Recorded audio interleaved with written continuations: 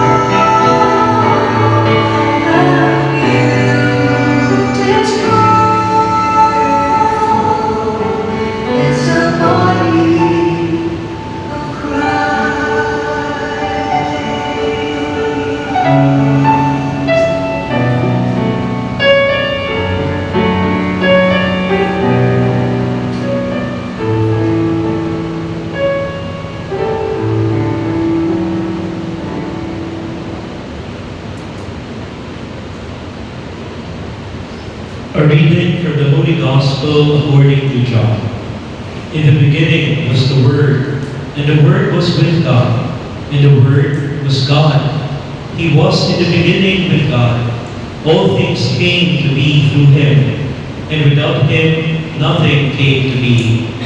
What came to be through Him was life, and this life was light of the human race. The light shines in the darkness, and the darkness has not overcome it. The Gospel of the Lord. Praise to you, Lord Jesus Christ. Good morning, sisters. Masaya pa kayo? I was tasked to give a reflection regarding the profession of faith. Since you are on your pilgrimage on this Jubilee of Hope, and part of that pilgrimage is the acknowledgement and the profession of one's faith. But before I move to my formal lecture, allow me just to introduce myself once again. Because since we were young, we were told, do not talk to strangers.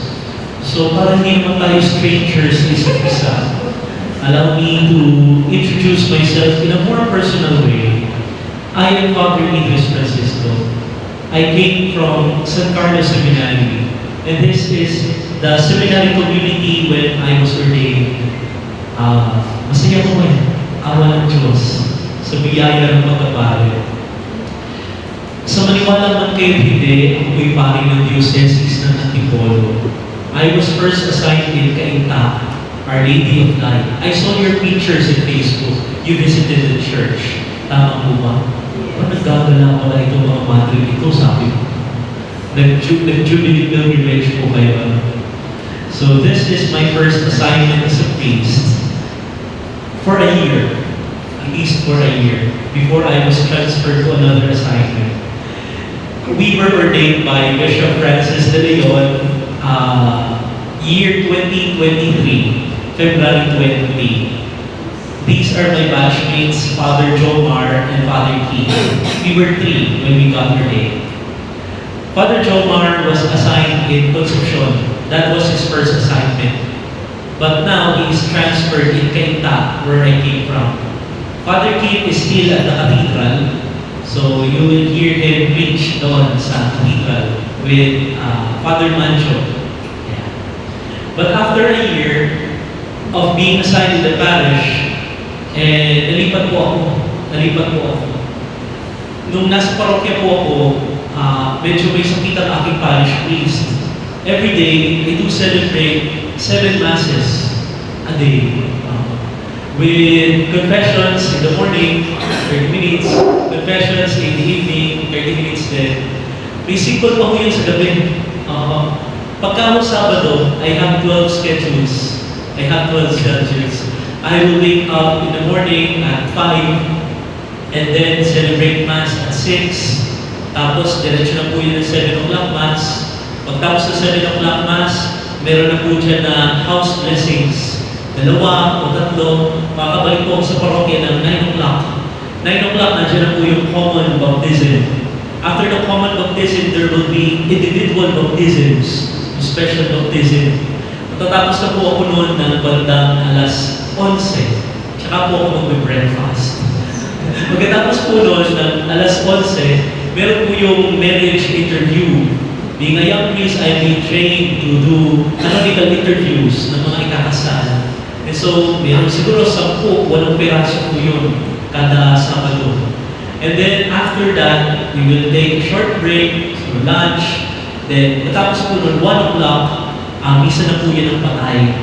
Pagtapos ng misa ng patay, atin na po ako sa mga meetings ng mga organizations assigned to me. 3 o'clock, magkakasal na. Pagtapos ng kasal, yung susunod na kasal. Pagtapos ng kasal, nandun na po yung tricycle, sundo for a chapel. Kasi anticipated Mass na po yun. And then, sasakay, babalik ulit sa parokya to celebrate the 6 o'clock Mass. After the 6 o'clock Mass, meron pong 2 tricycle na nag-iintay doon sa tapat ng kumbento. Walang takas. Hindi po pwedeng hindi. Susunod ko po, at makakabalik na po ako sa aking kwarto ng 11 p.m. Preparing myself to celebrate the 5 a.m. Mass the following day. Ang pinakamaluwag ko na pong schedule when I was a San Miguelita ay Sunday. At least I have 4 masses. May guest please kasi tsaka walang ibang meetings. Yun ang pinakamaluwag, Sunday. That is my life as a priest for a year. And I must be honest, that is not easy. Yet, I am fulfilled. Kasi po marami akong napapaglingkuran. Pero sa aminin ko man sa hindi, dumating yung pagkakataon na ayaw ko na magbihisa. Parang nawalan na ng lasa. Dumating yung pagkakataon din po, natakot ako. Kasi yumayaman na ako. Sa dami ba naman ng misa, dami ko hong stipend. But thanks be to God, I was transferred to another assignment. I was called with the bishop one clergy meeting. It was a Monday. Sabi lang niya sa akin, Father Idris, naka-isang taon ka na pala sa parokya. Ako, bishop, lilipat kita. Gagawin kita director ng propedeutic year. E di syempre, parang ano? Sabi, opo, sige po, bishop, opo. Tapos umalis na si bishop.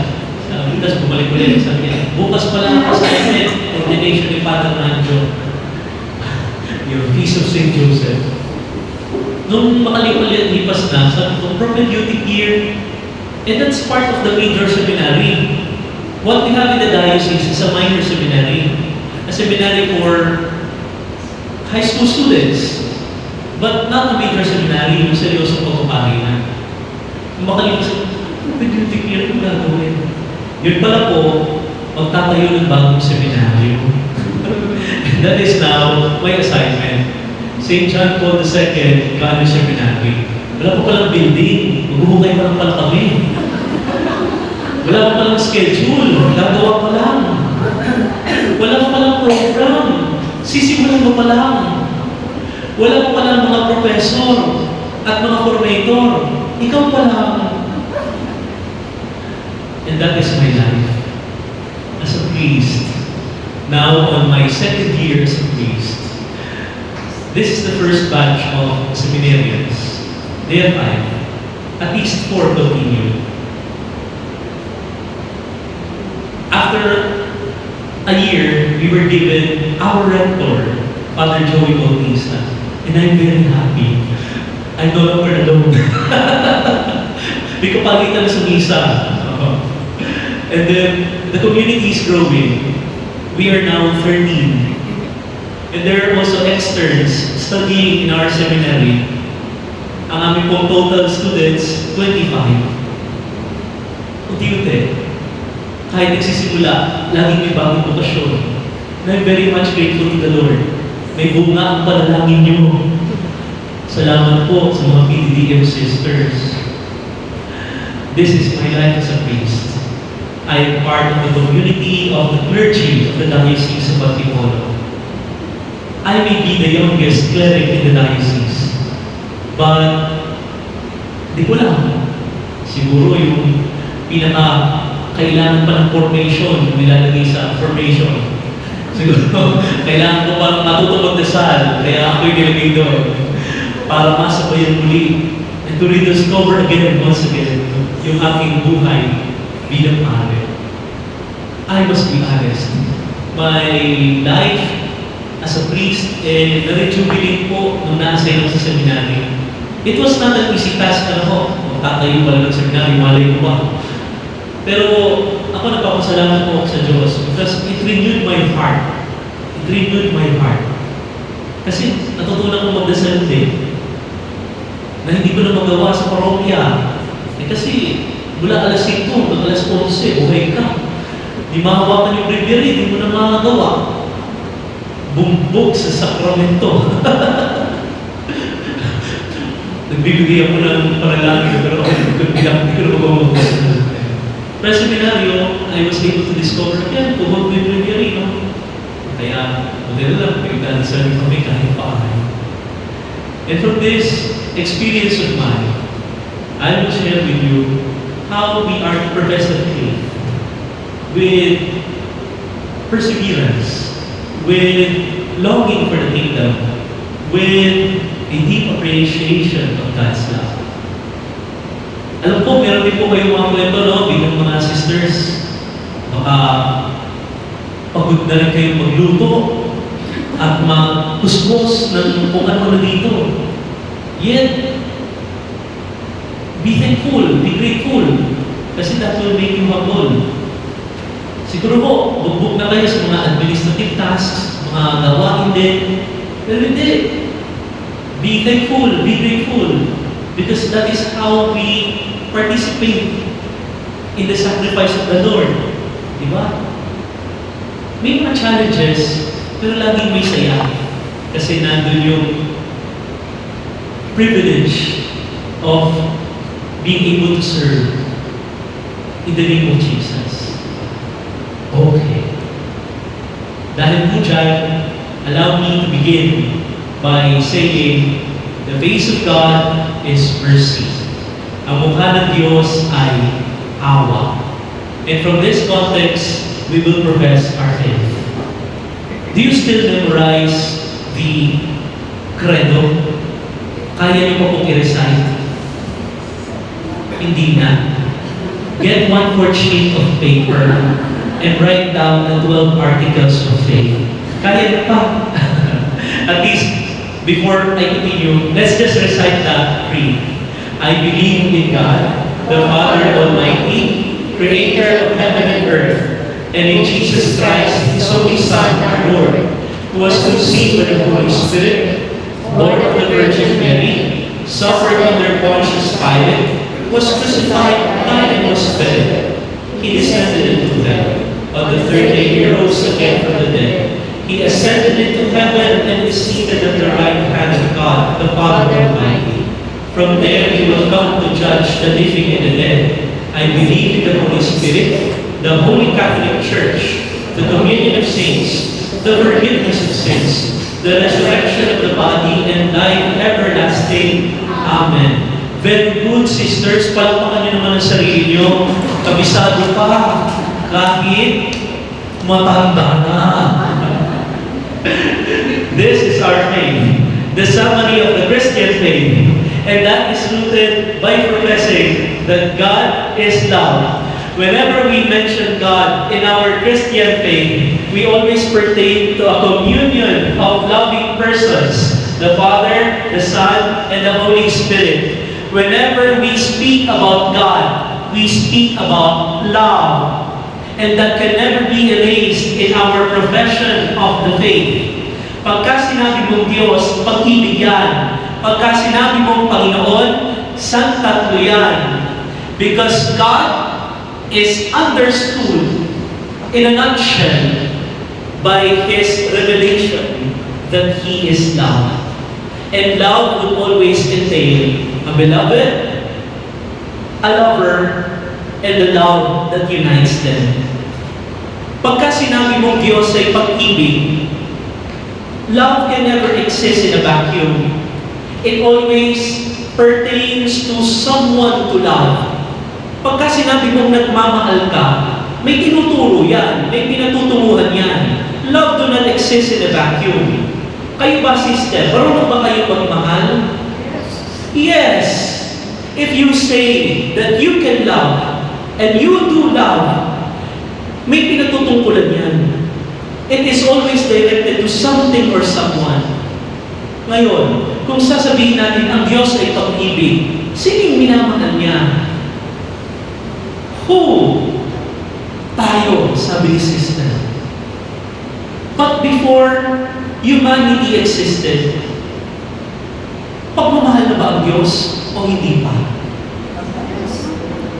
Pagmamahal na? Yes. So even before humanity existed, God is already existing as love. Tama po ba?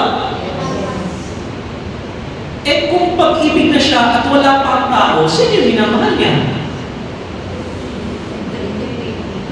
Sino po? The Trinity?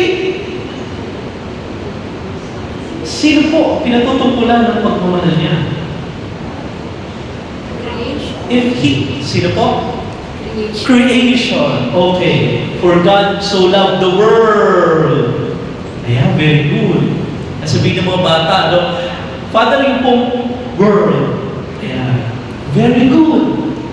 But the world just existed for some billion of years. And so, to say that God is love, the one to love must be infinite. Because God is infinite. He existed before the creation. Ngayon, sino yung mamahalin niya bago pa ang mundo? Sasabihin ng maraming teologo, if God is existing as love ab aeterno, He must be loving someone that is infinite, probably Himself. But to love oneself alone is the entire opposite of love, di ba po?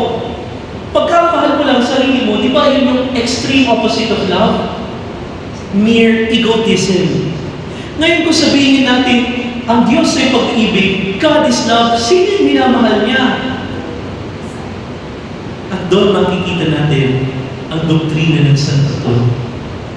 That before He loves someone outside of Himself, within Him is already the second person of the Holy Trinity.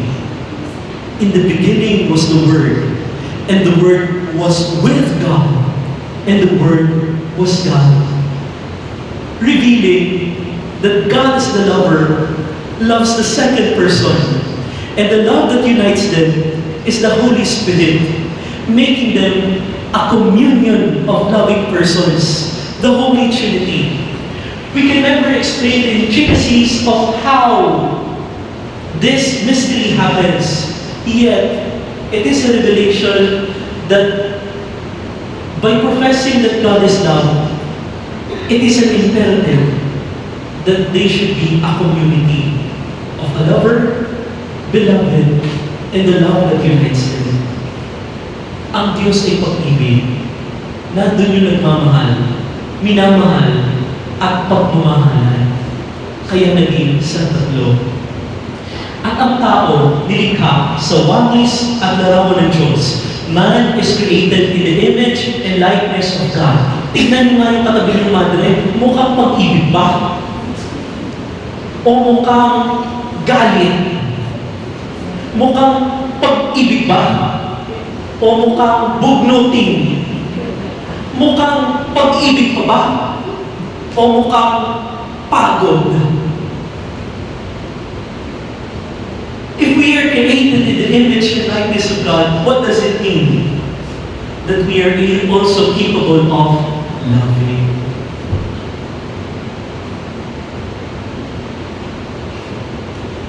Kaya nga ang Diyos, maraming utos. May 10 utos, di ba? Tapos yung 10, dumoble up, naging mas marami pa. Naging 613 pa. Pero tinanong si Jesus noong mga Pariseo, what is the greatest of all the commandments? Pagka sinabi mong greatest, isa lang. Pero sabi ni Jesus, love God. At ano yung pangalawa? Love one's neighbor. A commandment that is rooted onto our identity. At ano yung identity yun? Pagmamahal. And Jesus, on the night, on that evening of the Last Supper, He gave us a mandate, summarizing all the commandments. At ano sabi niya? Love one another as I have loved you. Magmahalan kayo tulad ng pagmamahal ko sa inyo. See? Consistent si Lord sa kanyang pag-utos. Yung kanyang utos, hindi tayo inilalayo sa ating natura. Ang Diyos, consistent sa pagsasabi na ang utos ko ay maging katulad niyo ako. At ano yun? Pagmamahal. Kaya sister, nagpamahal ka pa ba? Kung di na, tanungin mo sarili mo, tao pa ba ako nilikha ng Diyos? Sister, kung sa pagod mo, puro reklamo at nalimutan na yung pag-ibig at paglilingkod, tanungin mo sarili mo, Lord, Ako po rin ba yung taong nilikha mo? Kayo, bakit ba kayo nandito? Why are you here in this convent? Hindi ba nandito kayo kasi nagmamahal kayo? Tumugon kayo sa pagmamahal ng Diyos. At nahanap niyo ang bukasyon na ito bilang pamamaraan para mas magmahal pa sa Diyos at sa kapwa. Ano yung sasabihin ni St. Therese? Our vocation is to love. Kaya napakaganda. Napakaganda. At ang pagmamahal, lagi po yang malaya. We are created in the image and likeness of God. We are given the intellect and the will. Having the intellect, we have the capacity to know. Having the will, we have the capacity to choose. And to love with full knowledge, with full will, means holiness. Na-review niyo pa yung catechesis ninyo? Full knowledge, full will, ano yung isa? Great matter, pagka-mortal sin, di ba? Oo. Ganon din sa bokasyon, kailangan may full knowledge, may full will, at may pagmamahal para maging holy. Okay. Now, sa story of creation, yung una nilikha ay animals. And even human person, tatawagin din rational animals. Kasi sasabihin, because St. Thomas will discuss that animals and human beings have similarities. Pero ito tatlo. Ano yung una? Perception. Kaya niyo ba makakita? Kaya niyo ba makadama? Do you have the senses? Do you have the capacity to feel? Ganun din po ang hayop. Meron silang mata. Meron silang pakiramdam. Meron silang pandama. Similar to us, human persons. Yung pangalawa naman, self-preservation. Self-preservation. They have the appreciation of life. Pagka hinampas ang aso, anong gagawin? Tatakbo. Pagka hinawakan niyo po yung mainit na kaldero, anong gagawin niyo? Tatanggalin. Bakit? Kasi masakit. You need to preserve your life. You need to run from danger. Similar to the capacity of animals to preserve life. That is the second. And the third is this. Ang rabbit, ilan po ba ang anak? 12. Ang inahing baboy, ilan po yung anak? Siguro may nagpa-farm kayo dito, di ba? Marami kayo. 11. Oh, wow, talagang nagpapaanak pa kayo ng liit dati. Ayan, kumadron na pala si sister. Ang tao ba nanganganak? Yes. And we do share that characteristic with animals. Pero sabihin ni St. Thomas, may pinagkaiba na isa ang hayop at ang tao. At yun ang tinatawag na introspection. Introspection. Yung pusa ba minsan nangarap, ano kayang magiging ako after 10 years? Minsan ba yung alaga ng aso nangarap, ano kayang magiging retirement plan ko? O kung minsan yung maya nalilipad-lipad dyan, natanong ba niya sa sarili niya, minamahal kaya ako ng Diyos? Hindi. Tanging tao lang po ang may kakayahan nun. Whenever he perceives something or someone, he has the capacity to introspect. Bakit ko nararanasan ito? Anong ibig sabihin ng Diyos sa mga nangyayari sa buhay ko ito? He has the capacity to ask about the meaning. In self-preservation, pagka ang aso, ang hayop na gutom, dadamay lang yan kung ano yung nandyan sa harap niya. Pero kayo, pagka nagutom, Pagka ba na may nakita kayong puto doon sa mesa, kukunin agad ninyo at kakainin? Titignan niyo muna, may langgam ba? Sino kaya nagluto nito? Baka di masarap. Nako, nagtatanong muna. Sa procreation, may nakita ba kayo na askal na nag-check-in muna para sa kanilang honeymoon? Wala. Because they are brute. They don't have the capacity of introspection. Tanging tao lang. And that makes our soul immortal. Dear sisters, it is our participation to the divine that we have this capacity to introspect and ask. Kaya sa araw-araw, importante po yun na tanungin niyo paminsan-minsan ang sarili niyo. Saan ba ako mas makakapagmahal? Kung ako'y nilikha sa langis at larawan ng Diyos, paano ako makakatugon dun sa tawag ng magmahal? If I am created into the image and likeness of God, how can I respond to a higher form of loving? And that is our gift as Christians. That is our gift as beloved of God. Kasi kung hindi nyo matatanong yun, mahuhulog po kayo sa ganito, sa kasalanan. Sin is the fruit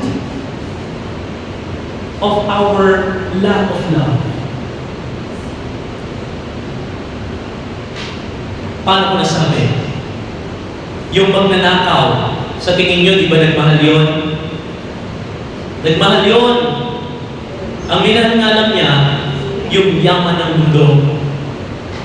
Kapos sa pagmamahal. Hindi na iakyat yung pagmamahal sa level ng pagmamahal ng Diyos. Yung nag-ibang bahay, nag-ibang asawa. Sa tingin nyo, di ba nagmahal yun?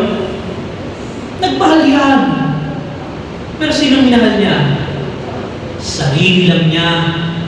Nalimutan yung pamilya. They fall short of loving, and so they fall into sin. Pagka po may namumpisan sa akin, yan po yung lagi kong binabanggit. Father, ako po'y nagmura. Bakit ka nagmura? Kasi kinapos po ako sa pag-intindi ng aking kapatid. Hindi ko po siya naunawaan. Kinapos ako sa pagmamahal. Father, ako po ay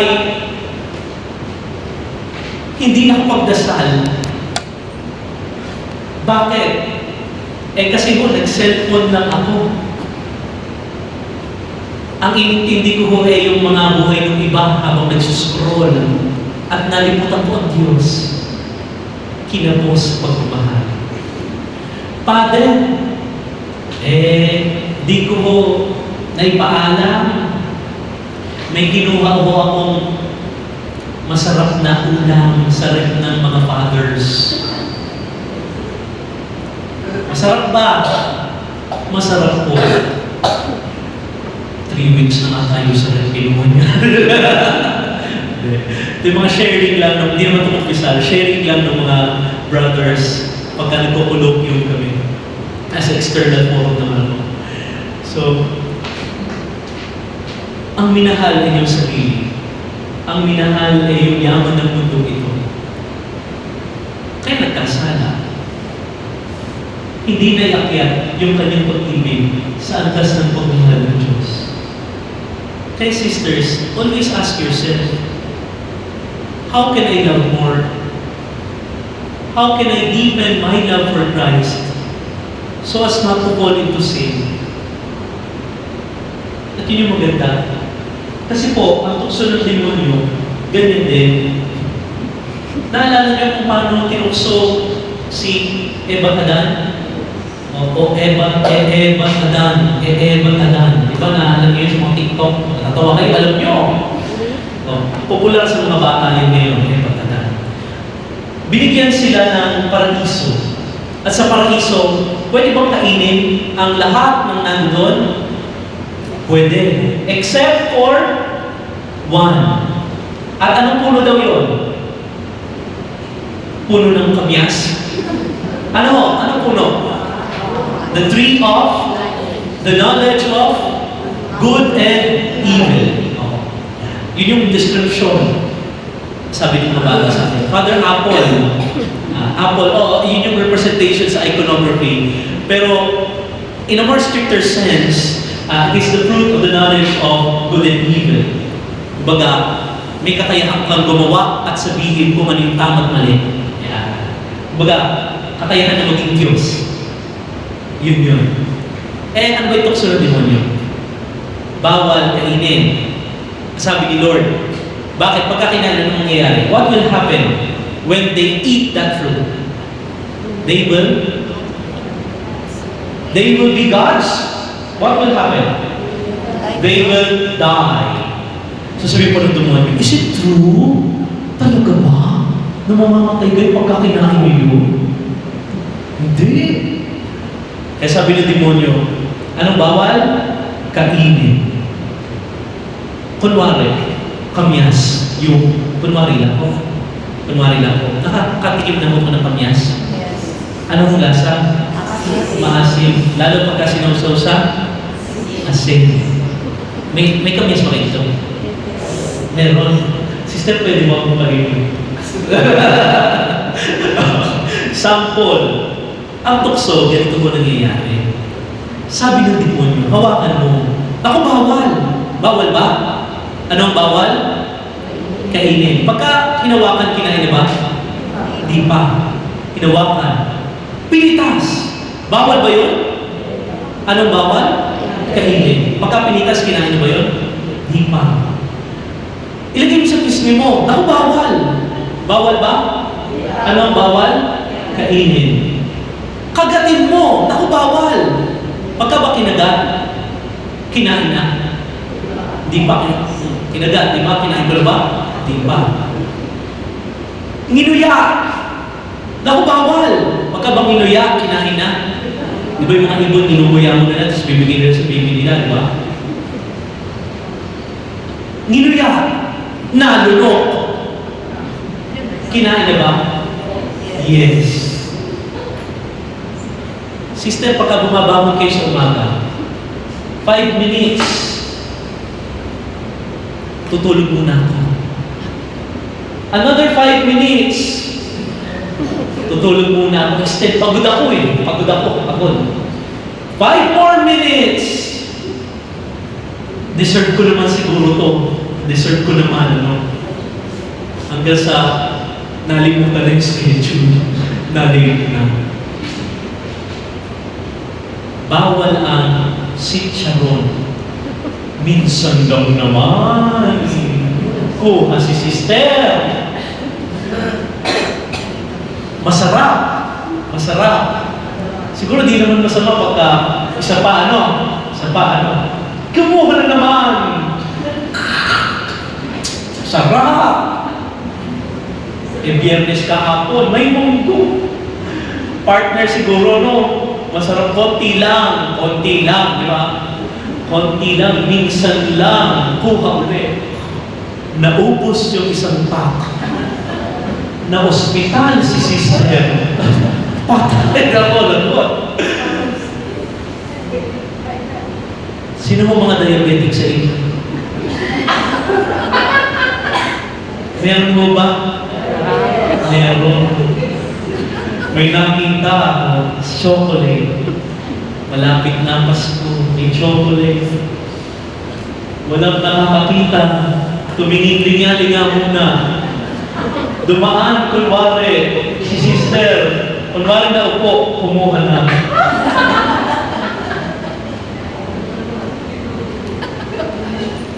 Ganyan ang kasalanan. Unti-unti hanggang sa mabulid sa mas malalim na kasalanan pa. And Saint Teresa of Avila would always remind us of that. Be careful of venial sin because that will always lead you to a mortal one. It is like the tiny sands that you accumulate until little did you know you're already buried under the sand. And it would be very hard for you to reach out again. Kasi nga, nalubog na sa mas maraming kasalanan. Kaya po sa seminaryo, kaya po sa kumbento, anong ginagawa natin? We form habits and we eliminate vices. Yan yung lagi ko sinasabi ko sa mga seminarista. Di ba mabanggit ko nga po sa inyo, I am a perpetuity year director. Those coming outside would carry with them some vices, not necessarily vices na droga o at least yung mga bad habits, ayan, mga bad habits. For example, yung isa, nakasanayan niya na kapag kakain, sila lang sa pamilya. Di niya halata, pagka nasa seminaryo na, community na, di kain ng kain, buffet kami. Pagdating ng huling dalawa, wala nang makuha. Yung iba, nasanay na pinaghahanda lagi ng kanyang nanay ng uniform bago pumasok ng eskwela. It has been their habit all throughout their lives. Pagdating sa seminaryo, wala kang nanay, wala kang tatay dyan. In the first year of formation, you will be the one to wash your own clothes and to iron your own polo. Ayun nga, nagplansya. Isa na lang ang manggas. Butas na yung kabila. Lumalapit sa akin, Father, ano pong gagawin ko? Kayo po may tanong gagawin ko. Nung kakaluhin kita, di ba sabihin mo? Siyempre, ganun ba? Sige, oo. Sige, re-repair. Yung extra polo mo na lang ibibigay mo. Kaya, buti ko magkasya. Ang ginawang ito. We're forming habits, kaya unti-unti. Sino ba may mga postulant at novices mo dito? Di ba kung kayo ng formation kayo, gano'n din naman, ano? Paulit-ulit na dasal, paulit-ulit na lecture, paulit-ulit na kuskus ng Janusy doon sa main chapel nyo, habang kumakanta ng Hail Mary. Di ba gano'n kayo? Because you are forming habits. And good habits would form virtues. Kaya paulit-ulit. Babangon ng umaga, kahit wala ng bell, ngayon na-retired na ho kayo, nagigising pa rin ba kayo maaga? Siyempre. Kasi it's been your body clock. Araw-araw, buhat ng mga dalaga pa kayo pagpasok ng seminaryo. Ngayon, retired na, ganun pa rin. Because you have inculcated within that formation na nandun sa inyong foundation. Kaya tignan ninyo, nanatiling tapat. Kasi mayroong virtues na nabubuo. Kaya laging payo ng mga formators po namin, fidelity in little things. Fidelity in little things. Katapatan sa mga maliliit na bagay. Sister, pagka sa Facebook, may nakikita kayo na mga Louis Vuitton, ayan, o mga Gucci bag, diyan nagsisimula ang unti-unti. I-logbook nyo muna yung inyong Facebook. O pagka nauubos na yung oras ninyo sa Facebook lang, logbook nyo. Be faithful to your schedule. Magdasal, mag-meditate. Kung nakikita ninyo, unti-unti, parang nawawala na kayo ng amor doon sa inyong kasister. Kasi nagiging bugnutin na. Paulit-ulit ang kwento.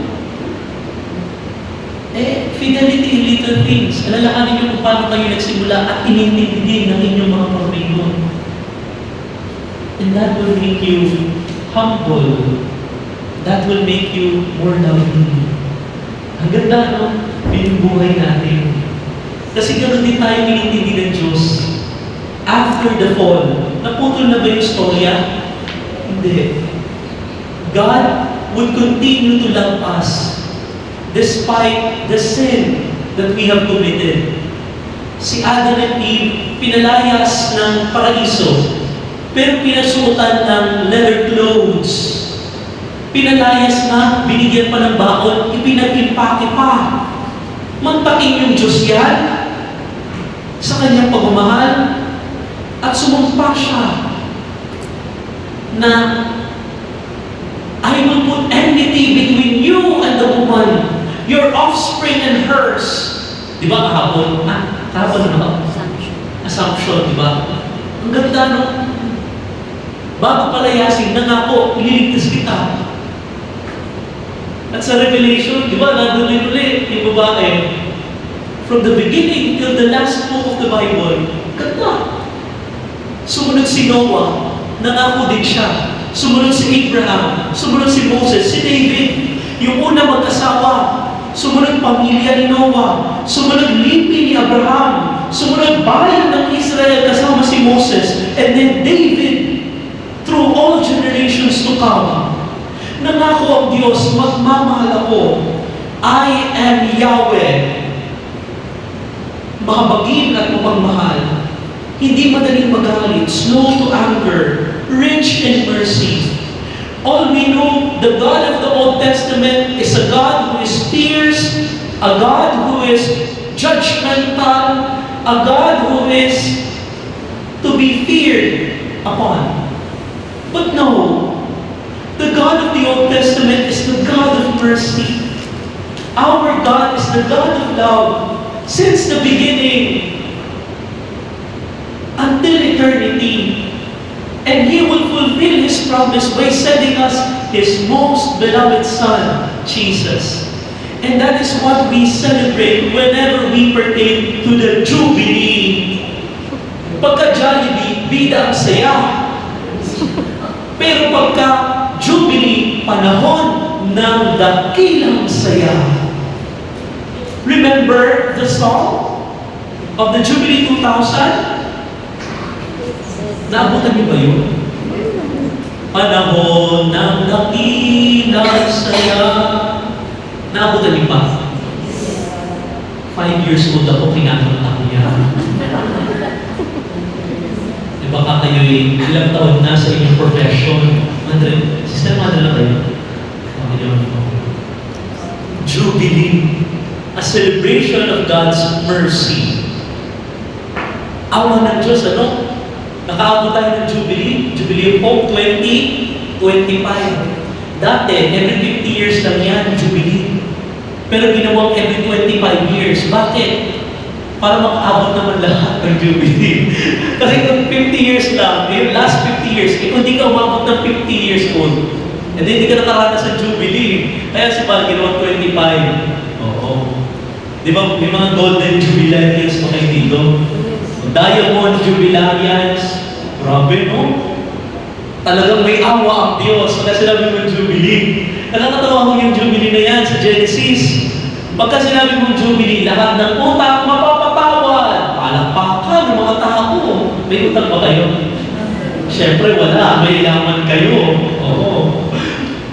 Pagka Jubilee, yung mga inani at yung may natira sa gilid-gilid, hindi pwedeng anihin. Kasi para yun sa mahirap. Yung mga nahulog, bawal pulutin. Kasi para yun sa mga maninimot na walang makain. Pagka sinabi mong Jubilee, dakilang awa ang pinapahayag. Magpapalaya ng preso. Magpapalaya ng bilanggo. Magpapatawad ng utang. Magpapatawad ng kasalanan. That is Jubilee. Kayo po ba, in celebrating this Jubilee, how do you manifest that mercy? At least sa amin ata, yung mga may utang sa diocese kasi na naipagabot, hindi na pinabayaran yung bisya. Eh kasi hindi naman kami religious, no? Pagka nagkasakit kami, sa ipon namin binibigay, no? Eh, syempre, papaluwalan mo rin ng diocese. Pero parang nung nakarang Jubilee, parang, amo na, tanda pari ako na yan, may babayan ko. Amnesty. Talagang naiyak yung matatandang pare. Tapos baka mamamatay ka na sila, sinisingil ko sila ng utang. Naiyak talaga sila. An experience of Jubilee. Kayo ba dito? May mga, di ba kayo mapatawag na sister? Na may hinanakit pa rin sa puso hanggang ngayon. Di ba ka-Jubilee na ngayon, sister? Palayakin mo na. Oo. Mga hinanakit, tanggalin na. Jubilee naman nila. Christian, tama. Kasi ganun din naman tayong minahal at pinatawag ng Diyos. Jubilee. Kaya na si Lord, ang galing. Diba, sabi niya, when you are sent into mission and the community won't accept you, ano gagawin? Shake off the dust from your feet so that it would be a testimony of their inhospitality. And what will happen to that place? It is more worse than what happened to Sodom and Gomorrah. Kung yung Sodom and Gomorrah, pinungko ng mga bulalakaw, ganun, mas worse pa yung nangyayari doon. Pagpag niyo yung alikabok sa paa. Pero si Jesus ang ginawa. Hinugasan yung paa. He washed the disciples' feet. What does it mean? It simply means forgive.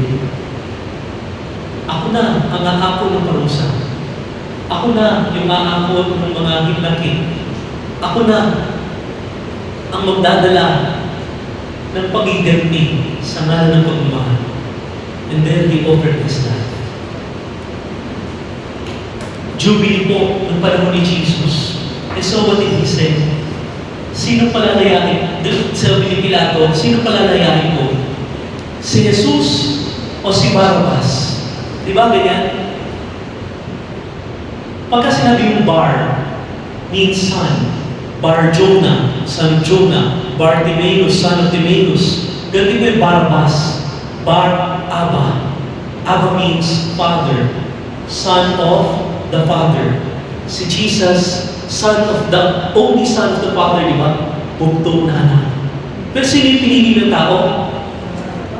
Barabbas. And that represents each one of us. Tayo po yung pinalaya. Si Jesus yung nagdusa. An experience of jubilee. Ikaw yung pinalaya. Bilang anak din ng Diyos sa binyan. Ikaw yung pinalaya. Kahit di karapat-dapat tinawag ng anak. Yung buktong na anak, yun yung naparusahan at nagdala ng krus. Tayo yung pinalaya. An experience of jubilee. And it is very beautiful. Sa mga telenovela, sasabihin natin, babangon ako, dudurugin kita. Di ba gano'n? Sabi nila, mga movie ni Bernardo po, ni ano, di ba ganyan, ano? Parang Princess Sarah, di ba? Ganyan, mahirap, mayaman, di ba? Gusto niyo yung plot na gano'n, di ba? Para si Cardo, ano pala ni ano, di ba pala? Lagi ganun yung plot sa Pilipino, di ba? May vengeance. Oo, di ba? Pero si Lord, ano sinabi niya nung muli siya ng buhay? Mga loko kayo kayo pala yung takwil sa akin mga loko kayo di ba? No. Ano sinabi ni Lord? Peace be with you. O sister, pagka di ka na pagbigyan ni mother sa iyong paalam, sasabihin ba, pagka ako nalagay sa Ganyora. Ganun ba? Hindi, peace be with you. Ganon, dapat ganon na. Oo. Pagka yung pag-ingat tinatanggal sa jubilee, kaya peace be with you. Bakit? Because the face of God is mercy. He is the God of love. Pagka po hindi makapagpatawad at may kasalanan, nabubulan, nagdidilim ang paningin ko. Pagka po may kasalanan, nagiging bining at piping. Diba? Ano naman sasabihin niyan? Yung ano makinig. Nagiging pilay. Bakit ako lalapit? Siya may kasalanan, di ba? Siya lumapit sa akin. Nagiging patay kasi may kasalanan. Kailan po natin natanggap yung paglaya? Doon tayo ay binigyan. When we were baptized, we received that jubilee. When we were baptized, we received mercy, forgiveness, and salvation of souls. Tatanungin ko ho kayo, alam niyo ba ang araw kung kailan kayo binibigyan? Yes.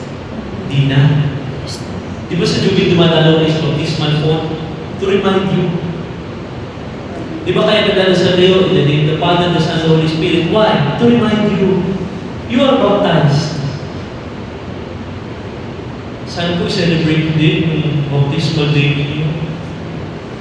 Ako, binigyan October 31, 1995. Kasi birthday ko October 12. Ang 31 birthday ng kuya ko. Para isang tandaan na lang. Di ba na? Libre. At yan po ang ating pananampalataya. Nakaugat sa paniniwala, pagtitiwala, at pagtalima. Kanina, introspection, naalala nyo?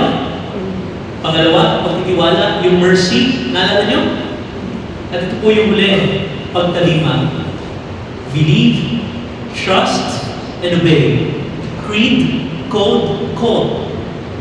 Head, heart, hands. Ano pang alam nyo? Fundamentals of faith to Mind, heart, and will. Lex orandi, lex vivendi, lex credendi. Tama. Ayun. Lahat sa theology, ikot lang po yan sa tatlong yan. Kilala niyo po ba ang Diyos? Very good. Mahal niyo ba ang Diyos? Very good. Sinusunod niyo ba ang Diyos? Ang demonyo po, kilala ba niya ang Diyos? Alam niyo ba kung anong kaya gawin ng Diyos? Pero natanong, sinusunod ba niya ang Diyos? Ano na pinagdala ka? Alam niyo ba na bawal sa Chicharon? Alam niyo ba na bawal ang patabilis sa Chicharon? Yes. Nalalaman niyo ba sa susunod niyo kung anong pwede tulungan ito sa inyo? Yes. Pero natanong, sinusunod niyo ba? Ang gusto ko. Yun po ang pinagdala ka. We know our faith. We trust the mercy of God. But the challenge to the profession of faith is also to live it out. To live it out. Lucifer, the morning star, knew who God is. Lucifer, the morning star, in his heart, trembles and fear because he knew the capacity of God. Yet, he would never follow the will of God. Ang kanyang motto, non serviam, hindi ako maglilingkod. Si Mary, kapaligiran. Ang tawag sa kanya ay Star of the Morning. Star din. Pero Mary, sa kanyang pagkakaalam, sa kanyang mapagtitiwala, marunong sa sumunod. Marunong sa sumunod. And that made her participate in the promised resurrection, which we have celebrated yesterday. So let me off assumption. Kasi nakulit niya yung buhay na napag-ibig ng pagmamahal.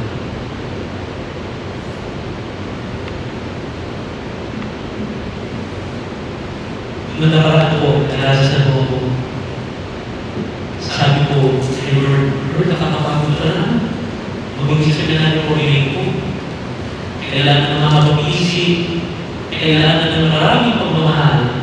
Kailangan ng pagtsatsaga at talino sa pagiging ko. Napakagod ko.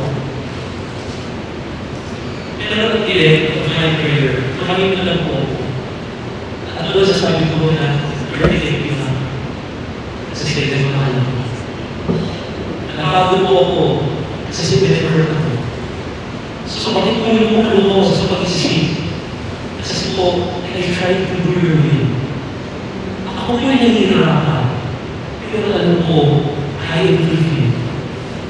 Because I am able to love more than before. And that being at peace.